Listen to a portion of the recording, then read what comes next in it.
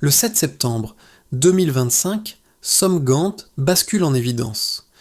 Un volcan supposé banal révèle un filon d'1,4 million de carats, 38% au-dessus du plus grand site africain. Que change pour chacun le fait qu'Ibrahim Traoré contrôle le rythme?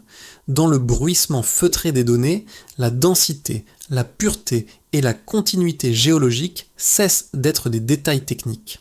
Elles deviennent des leviers parce qu'elles attirent déjà des sécurisations militaires, des recalculs financiers et des notes diplomatiques, alors même qu'aucune campagne de communication n'a encore fixé le récit officiellement. La promesse de cette analyse est simple et exigeante. Comprendre pourquoi une découverte géologique peut devenir ou non un levier structurant pour un État. Ici, l'intérêt n'est pas la richesse brute, mais la manière dont elle redéfinit des marges de décision. En quelques heures, Somgand a déplacé des curseurs invisibles. Sécurité, diplomatie, formation scientifique, crédibilité institutionnelle. Le gain potentiel attire, mais il expose aussi. Trois tensions émergent aussitôt. L'absorption par des réseaux extérieurs plus puissants, l'emballement interne nourri par des attentes démesurées et la perte de cohérence stratégique au moment précis où chaque geste est observé. L'enjeu central tient donc à une question de tempo. Trop vite, la ressource échappe au contrôle. Trop lentement, elle se dévalorise dans l'arène internationale. Entre ces deux extrêmes, une fenêtre étroite s'ouvre où méthode, données et discipline comptent davantage que l'annonce. Suivre cette ligne, c'est mesurer les points de bascule et identifier les décisions irréversibles et distinguer ce qui relève du symbole de ce qui engage durablement l'avenir. Une question s'impose alors. Qui maîtrise réellement la vitesse d'une transition de cette ampleur? 1,4 million de carats, confirmés par deux chaînes de mesure indépendantes, suffisent à fissurer les certitudes établies. En moins de 24 heures, les capteurs terrestres signalent une densité minérale anormalement élevée, tandis que l'imagerie satellitaire valide un volume jamais anticipé par les modèles régionaux. Ce double signal ne relève pas d'un artefact. Il introduit une rupture nette entre ce que Somgand était supposé être et ce qu'il devient désormais. La mini-révélation tient en un point précis. L'écart chiffré n'est pas marginal, il change de catégorie analytique. Pour comprendre ce basculement, il faut replacer la découverte dans son contexte scientifique. Les structures volcaniques de la région étaient jusqu'alors classées comme secondaires, fragmentées, incapables de soutenir une continuité exploitable à grande échelle. Or, les premières simulations recalculées montrent l'inverse. Pression, migration des fluides et réseaux de fractures semblent s'être alignés sur une durée inhabituelle, créant un filon cohérent là où l'on attendait des poches dispersées. Chaque itération élargit le champ du possible et oblige les équipes à abandonner leur référentiel standard. Cette rupture technique se propage immédiatement hors des laboratoires. Les données, encore incomplètes, circulent déjà dans les ministères, les universités et les cellules d'analyse étrangères. À Ouagadougou, les cartes géologiques sont relues à la lumière de chiffres qui déjouent les anciens cadres. À l'international, les chancelleries comparent Somgand à des bassins bien plus connus, ajustant leurs hypothèses de risque et d'influence. Le contexte change. Ce qui relevait de la géologie devient un fait stratégique émergent. Au centre de cette phase initiale, Ibrahim Traoré impose un protocole précis. Il exige la double vérification, interdit toute spéculation prématurée et resserre la circulation de l'information. Cette posture ralentit volontairement le récit public, mais elle consolide la crédibilité des données. Le message implicite est clair. Avant toute projection politique ou économique, la base factuelle doit être stabilisée. C'est ce choix, discret mais décisif, qui transforme une découverte spectaculaire en enjeu de long terme. Sur le terrain, la découverte cesse rapidement d'être abstraite. Dans un poste avancé improvisé, un ingénieur burkinabé présente une pierre à l'éclat inhabituel. Sa transparence confirme, sans discours, la pureté exceptionnelle du filon. À quelques mètres, des topographes recalibrent leurs instruments. Les écarts répétés entre les relevés du matin et ceux de midi obligent à revoir l'ensemble de la grille de mesure. Chaque ajustement est minime, mais leur accumulation révèle un changement d'échelle déjà tangible. Plus loin, des soldats organisent la circulation des véhicules scientifiques afin d'éviter toute contamination des zones d'échantillonnage. Les consignes sont précises, répétées, appliquées sans emphase. Cette présence n'annonce pas une militarisation durable. En moi, elle marque un réflexe de protection face à une information devenue sensible. Les gestes sont simples, mais ils signalent que la découverte commence à influencer des comportements quotidiens. Dans les administrations locales, l'effet est tout aussi perceptible. Des protocoles sont relus, des formulaires modifiés, des réunions avancées. À l'université, certains enseignants adaptent leurs cours pour intégrer les premières données disponibles, conscients que leurs étudiants devront comprendre un territoire désormais réévalué. Dans les rues, l'étonnement domine, tempéré par une prudence inhabituelle. L'événement est trop grand pour être immédiatement célébré. Ces micro-scènes, dispersées mais convergentes, dessinent un impact précoce avant toute retombée économique ou diplomatique. Il est comportemental. Il modifie la manière dont scientifiques, agents de l'État et citoyens perçoivent leur environnement immédiat. À travers eux, Somgand commence à transformer le pays de l'intérieur bien avant que les chiffres n'entrent dans les budgets ou les communiqués officiels. Au fond, le changement débute dans les gestes, pas dans les annonces. Tout commence par une décision rapide, presque réflexe. À la mi-journée, un convoi militaire est dépêché vers le site afin d'en sécuriser les accès immédiats. Les barrières y sont installées, les axes secondaires fermés, les zones de prélèvement strictement délimitées. Dans le même temps, les équipes scientifiques poursuivent leurs mesures, encore persuadées que l'anomalie pourrait se réduire à une erreur de capteur ou à une singularité locale. Pourtant, les premiers prélèvements contredisent cette hypothèse. La densité minérale dépasse les seuils habituels et met en défaut les outils standards. Un second échantillon confirme le premier. Le doute commence à céder. La montée en intensité est rapide. Les géologues burkinabés transmettent leurs résultats à leurs homologues chinois mobilisés en parallèle. Les retours convergent. Les images satellitaires ajoutent une couche décisive. Continuité géologique, alignement des strates profondes, volume cohérent sur une surface bien plus large que prévu. Chaque donnée supplémentaire isole un peu plus Somgand des modèles connus. Ce qui pouvait rester cantonné à un laboratoire devient un dossier d'envergure nationale. En fin d'après-midi, une synthèse est préparée pour la présidence. Lorsque le rapport parvient à Ouagadougou, le ton change. Ibrahim Traoré ne commande pas la valeur potentielle. Il demande d'abord les marges d'erreur. La réponse est sans équivoque. Elles sont faibles. Il ordonne immédiatement une double vérification par 2 équipes indépendantes et impose un protocole de silence strict. Aucune fuite, aucune spéculation publique. L'objectif n'est pas de ralentir la science, mais d'éviter que le récit ne précède les faits. Cette discipline méthodique marque le cœur du moment critique. Le soir même, une brève allocution télévisée fixe un cadre. En une phrase, le chef de l'État résume la situation sans emphase, rappelant que la découverte constitue une épreuve plus qu'une promesse. Le message agit comme un frein symbolique à l'excitation naissante. Dans les marchés, les écoles et les administrations, les mots circulent, répétés, interprétés. Et une prudence collective s'installe, inattendue mais réelle. Les premières répliques, cependant, dépassent donc les frontières. Malgré le silence officiel, l'information filtre. Dubaï, Anvers et Londres réagissent presque simultanément. Les prix du diamant connaissent une tension immédiate. Les analystes publient des notes urgentes. Les chancelleries activent leurs cellules de veille. Washington évoque un basculement discret, Paris parle de reconfiguration, tandis que Pékin et Moscou multiplient les signaux techniques. En quelques heures, le Burkina Faso devient un point d'observation stratégique. Dès le lendemain, les ministères se réorganisent, un comité de supervision minière est créé. Les directives sont claires. Contrôle national des accès, transparence accrue, limitation des partenariats extérieurs.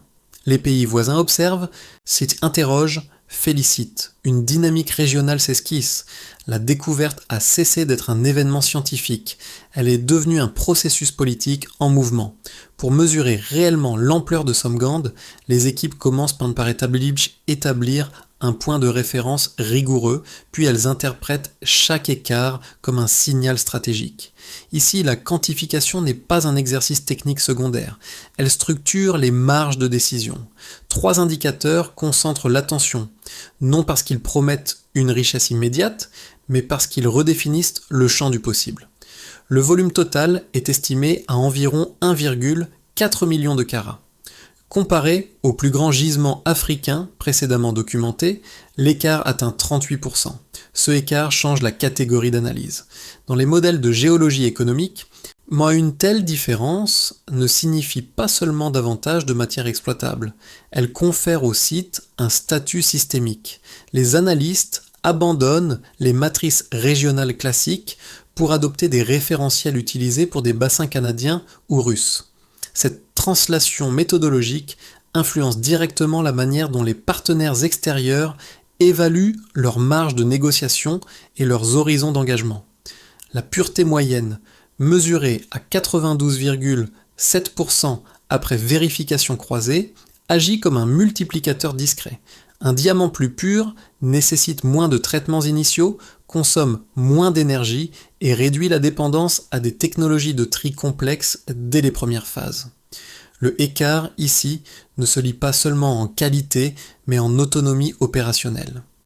Il ouvre la possibilité d'une transformation locale partielle, modifiant la structure des coûts et renforçant la capacité nationale à maîtriser le rythme d'exploitation. L'ancienneté géologique, estimée à près de 12 millions d'années, complète le tableau. Cette continuité rare dans les structures volcaniques régionales suggère une stabilité accrue du gisement. Le écart se traduit par une diminution relative de certains risques techniques, effondrement de poches internes, discontinuité brutale ou variation imprévisible de densité. Les organismes d'assurance et plusieurs institutions internationales reclassent ainsi certains paramètres, abaissant les coûts anticipés de sécurisation et d'infrastructure. Cette requalification n'est pas spectaculaire, mais elle élargit progressivement la palette des options viables. Pris ensemble, le volume, la pureté et l'ancienneté forment un triptyque cohérent. Ils ne dessinent pas seulement la valeur d'un site, mais les vitesses admissibles d'exploitation, les types de partenariats envisageables et le degré de souveraineté atteignable. À ce stade, la donnée cesse d'être descriptive. Elle devient prescriptive.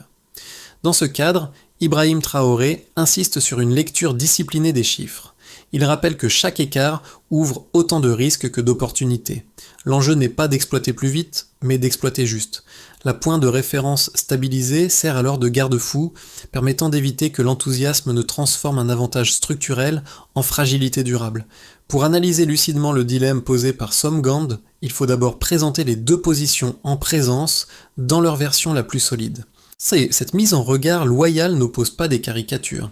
Il met en regard des raisonnements cohérents, chacun appuyé sur des données réelles et des précédents historiques. Les partisans de l'ouverture accélérée avancent un argument central de capacité. Un gisement de 1,4 million de carats avec une pureté moyenne supérieure à 90% exige des infrastructures lourdes, une sécurisation permanente et des circuits de commercialisation complexes. Selon eux, un État enclavé, engagé dans une reconstruction institutionnelle, ne peut absorber seul un choc de cette ampleur sans risquer des retards coûteux. Il souligne que des acteurs internationaux, dotés de technologies avancées, peuvent accroître la productivité, réduire les pertes et stabiliser rapidement les flux financiers. Dans cette perspective, chaque mois de délai représente une valeur immobilisée et une fenêtre de marché potentiellement perdue. En face, les défenseurs d'une souveraineté maîtrisée s'appuient sur une lecture différente des mêmes chiffres. La pureté exceptionnelle du gisement réduit d'emblée la dépendance aux technologies de traitement complexes dans les phases initiales. Pour eux, cette caractéristique ouvre une opportunité rare. Développer une première chaîne de transformation locale, former des techniciens nationaux et consolider des compétences durables avant toute ouverture massive. Leur argument n'est pas un refus des partenariats, mais une critique de l'asymétrie. Une intégration extérieure trop précoce risquerait de fixer des rapports de force défavorables et d'imposer un rythme dicté par des intérêts externes. Les données soutiennent partiellement les deux lectures. Le volume exceptionnel justifie des coopérations ciblées, tandis que la qualité du filon rend crédible une montée en puissance nationale progressive. La question n'est donc pas binaire, elle porte sur le séquençage. À quel moment ouvrir, à quel degré et sous quelles conditions de contrôle ? Dans ce débat, la posture d'Ibrahim Traoré introduit une variable décisive. En insistant sur la discipline des données et la maîtrise du tempo, il cherche à éviter une polarisation idéologique. L'enjeu devient alors un arbitrage dynamique fondé sur l'évolution mesurée des indicateurs plutôt que sur une doctrine figée. Les analyses complémentaires révèlent un élément resté secondaire jusqu'ici. La coexistence probable de minéraux associés, utilisés dans des alliages de haute performance, avec des composants optiques et certaines technologies de stockage avancées. Cette donnée ne renverse pas les conclusions précédentes, mais elle en modifie la portée. Somgand n'apparaît plus seulement comme un gisement diamantifère exceptionnel. Il devient un foyer potentiel de ressources critiques, capable d'inscrire le site dans des chaînes industrielles plus larges et plus sensibles. Ce basculement oblige à réviser les cartes géochimiques et les scénarios diplomatiques. Les chancelleries, déjà attentives, ajustent leurs priorités. Les investisseurs revoient leur matrice de risque, les protocoles de sécurité sont affinés. Le récit change d'échelle. Ce qui relevait d'une richesse minérale devient un enjeu technologique et stratégique, où la moindre erreur d'interprétation peut entraîner des pressions extérieures accrues. Face à ce tournant, Ibrahim Traoré adopte une posture encore plus méthodique. Il élargit le cercle des consultations techniques, multiplie les vérifications croisées et verrouille davantage la circulation des informations sensibles. L'objectif n'est pas d'annoncer une nouvelle promesse, mais de contenir un changement de statut qui s'opère presque malgré lui. À ce point précis, une évidence s'impose. Le Burkina Faso ne gère plus une découverte isolée. Il entre dans une transition de puissance, discrète mais structurante. Les effets de Somgand ne restent plus confinés au laboratoire ni au cercle décisionnel. Il se déploie désormais en 4 cercles d'impact distincts, chacun observable, chacun porteur de dynamique propre. À ce stade, les conséquences cessent d'être théoriques. Elles commencent à redessiner la trajectoire du pays et sa position régionale. Pour l'État, la découverte agit comme un accélérateur institutionnel. La création rapide d'un comité national de supervision minière, la révision des protocoles d'accès et la centralisation des données traduisent une administration contrainte de monter en gamme. Les chiffres deviennent des outils de gouvernance.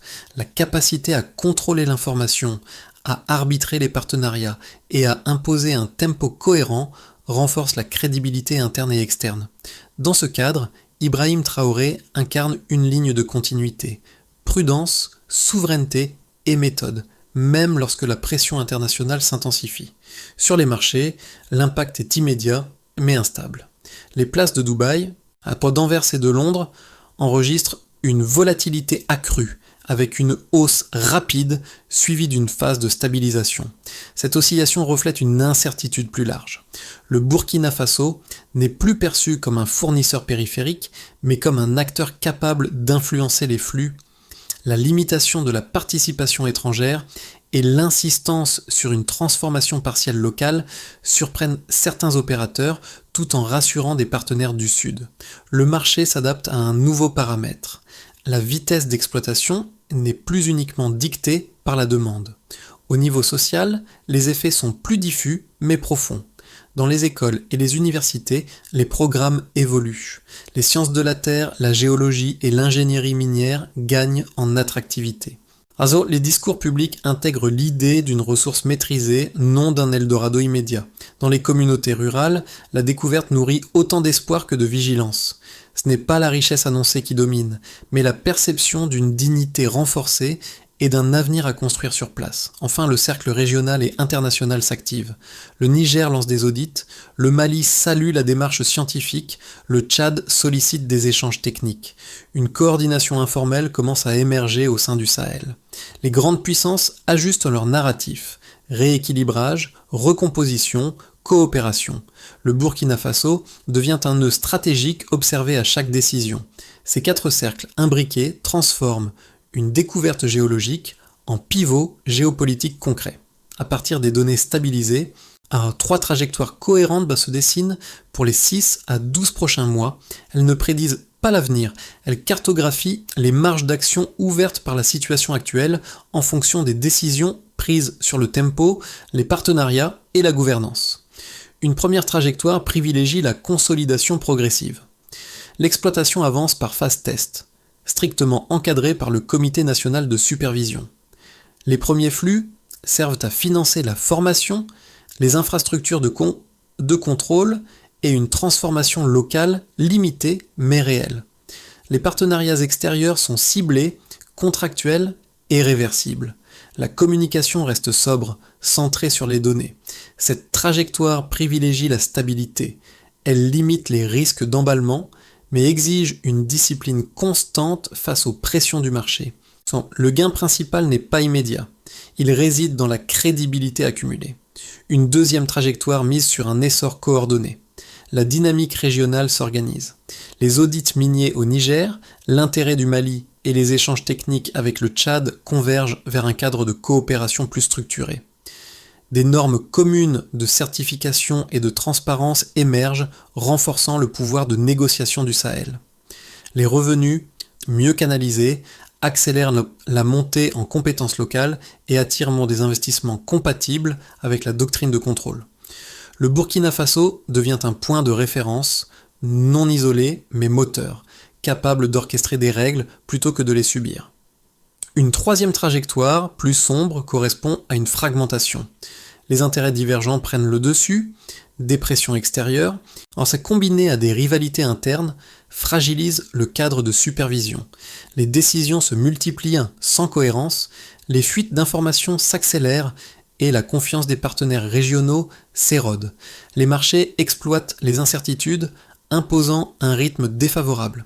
La ressource, au lieu de structurer, devient un facteur de tension durable. Les coûts politiques et institutionnels dépassent alors les gains économiques initiaux. Dans les 3 cas, un point demeure constant, la gestion du tempo. La différence entre levier et vulnérabilité tient moins au volume extrait qu'à la capacité de maintenir une cohérence stratégique. C'est dans cet intervalle, étroit mais décisif, que se joue la suite du récit. À mesure que le dossier Somgand gagne en densité, 3 publics extérieurs projettent des lectures distinctes, révélatrices des attentes qu'ils suscitent bien au-delà du site minier. Ces regards ne décident rien à eux seuls, mais ils influencent le climat dans lequel les choix nationaux seront interprétés. Pour de nombreux observateurs internationaux, la découverte agit comme une rupture narrative. Un pays longtemps traité sous l'angle sécuritaire ou humanitaire apparaît soudain comme un espace de compétences scientifiques et de gouvernance en construction.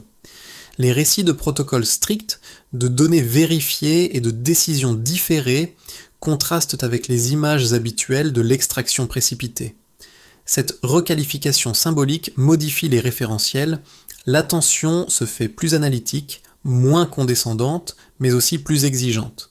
Du côté des acteurs économiques spécialisés, Somgand devient un test de méthode, où les chiffres spectaculaires attirent, mais la retenue affichée interroge. Certains y voient un signal de maturité institutionnelle, d'autres redoutent une rigidité excessive. Dans les 2 cas, la posture adoptée force les analystes à intégrer un paramètre nouveau, la capacité d'un État sahélien à imposer ses propres séquences décisionnelles.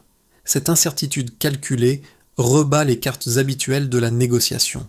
Enfin, pour la diaspora burkinabé, l'événement prend une dimension plus intime. Les échanges récemment sur les réseaux, les discussions familiales et les analyses relayées depuis Ouagadougou nourrissent un sentiment d'appartenance renouvelé. La découverte n'est pas seulement perçue comme une richesse potentielle, mais comme la preuve que le territoire recèle encore des marges d'initiative. Cette résonance affective, discrète mais persistante, renforce le lien entre le pays et ceux qui l'observent à distance.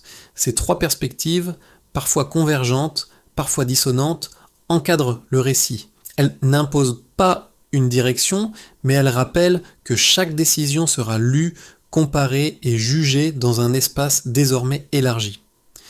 Transformer Somgand en levier durable suppose une méthode opératoire claire, articulée en étapes lisibles plutôt qu'en annonces spectaculaires. Les orientations déjà engagées dessinent une architecture en 5 axes, chacun associé à des acteurs identifiés, des horizons temporels réalistes et des critères de suivi précis. Ici, la cohérence n'est pas un principe abstrait, elle conditionne la souveraineté effective. D'abord, la montée en compétences nationales. La création d'une académie spécialisée et le renforcement des filières universitaires doivent me former plusieurs centaines d'ingénieurs et de techniciens capables d'absorber progressivement les phases clés de l'exploitation. L'objectif n'est pas l'autarcie immédiate, mais la réduction mesurable de la dépendance externe. Ensuite, la régulation. Une agence dédiée centralise les données, vérifie les concessions et impose des protocoles de double validation pour chaque transaction significative. La transparence devient un outil de crédibilité, autant vis-à-vis des citoyens que des partenaires. Puis, la coopération sélective. Les partenariats extérieurs sont autorisés mais conditionnés à des transferts de compétences, des clauses de réversibilité et des seuils de contrôle national. Ce filtrage évite l'absorption tout en préservant l'efficacité. Vient aussi l'ancrage régional. Des mécanismes de coordination avec les pays voisins visent à stabiliser les revenus et à renforcer le pouvoir de négociation du Sahel dans son ensemble. Enfin, la soutenabilité. Une part des bénéfices est allouée à la protection des sols et à la réhabilitation environnementale afin d'anticiper les coûts de futur. Dans cette feuille de route, Ibrahim Traoré joue un rôle d'arbitre du tempo. Il insiste sur la séquence, rappelant qu'une ressource mal gouvernée fragilise plus qu'elle ne renforce. La donnée devient ainsi une infrastructure politique. Les images du début reviennent, chargées d'un sens nouveau. L'ingénieur qui redresse son instrument, le soldat qui ajuste le périmètre, le professeur qui réécrit son cours, n'étaient pas des scènes anecdotiques. Elles formaient déjà une grammaire de la retenue et de la patience. À mesure que le dossier Somgand se structure, ces gestes apparaissent comme la matière première la plus fiable du récit, une capacité collective à s'adapter sans se précipiter. Lors d'une cérémonie sobre organisée à proximité du site, scientifiques, autorités locales et habitants se tiennent côte à côte. Il n'y a ni triomphalisme, ni promesse excessive. Les paroles sont mesurées, presque austères. Lorsque Ibrahim Traoré s'exprime, il insiste sur une idée simple, marcher avec la lumière sans se laisser aveugler par elle. Cette formule, reprise et commentée, agit comme un rappel permanent du choix opéré depuis les premiers jours. Le Somgand n'a pas seulement révélé la richesse d'un sol. Il a mis en évidence une posture, celle d'un pays confronté à un déplacement d'échelle brutal, mais décidé à transformer cette épreuve en apprentissage. Dans ce récit, la valeur ne se mesure pas uniquement en carats ou en projections économiques. Elle se lie dans la continuité des décisions, la discipline des données et la capacité à tenir une ligne commune malgré les attentes. On peut alors résumer ainsi, la ressource compte, mais la manière compte davantage. À ce stade, Somgand apparaît moins comme une ressource à exploiter que comme un espace de dialogue. Dialogue entre science et politique, entre urgence économique et temps long institutionnel, entre attentes extérieures et cohésion interne. La découverte rappelle que la valeur d'un territoire ne se résume pas à des chiffres, aussi spectaculaires soient-ils. Elle se révèle surtout dans la manière dont une nation choisit d'habiter un moment critique. Le Burkina Faso entre désormais dans une phase où chaque décision, même mineure, s'additionne aux précédentes. La cohérence devient cumulative, une concession accordée trop vite, un protocole assoupli sans justification, une information mal maîtrisée peuvent te peser autant qu'un choix stratégique majeur. Inversement, la constance, la méthode et la transparence construisent une crédibilité qui dépasse largement le cas du Somgand. Dans cette trajectoire, la figure d'Ibrahim Traoré reste centrale, non par la personnalisation du pouvoir, mais par la discipline imposée au récit et au tempo. Elle sert de point de référence, observé, discuté, parfois contesté, mais désormais incontournable. La question laissée ouverte n'appelle pas de réponse immédiate, elle invite à la réflexion collective. Si votre propre territoire révélait soudain une telle épreuve de vérité, quelle ligne choisiriez-vous de tenir et à quel prix ?